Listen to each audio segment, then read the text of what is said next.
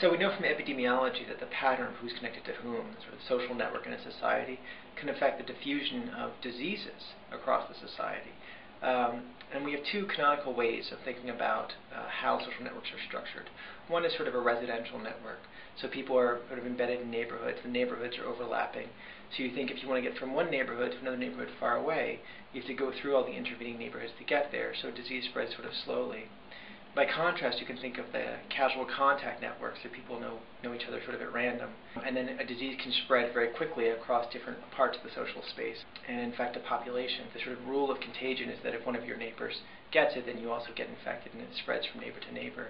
You can see now on the left-hand side, when it spreads through the residential network, it spreads around the structure of the population and ultimately saturates. Now, by contrast, when it spreads to the casual contact network, it spreads throughout the population very quickly and saturates in much faster time.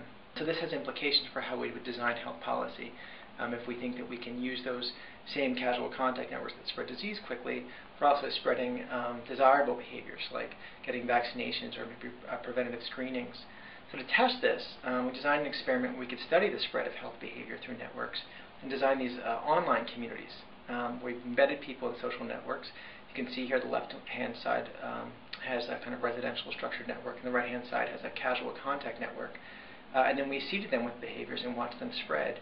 I'm going to watch these spread simultaneously, and what you see is that in the residential networks, people are adopting in these neighborhoods, and then there's sort of spillover effect, where the behavior spreads to the next neighborhood, and so forth. In the casual contact network, you can see it sort of spreads all over the network, but it spreads more slowly, and in fact, at the end of this process, you get many more adopters in the residential network than in the casual contact network. Now this is striking and really surprising. So what it means is that behaviors spread really differently than disease does. So the intuitions from epidemiology about diffusion dynamics don't generalize.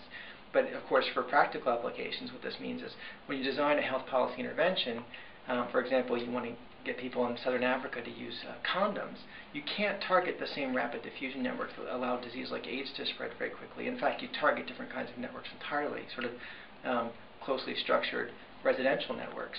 And it also means more generally for the design of online communities where you want to promote desirable health behaviors, that you would structure those communities more like residential networks than like casual contact networks to promote sort of overall well-being and health.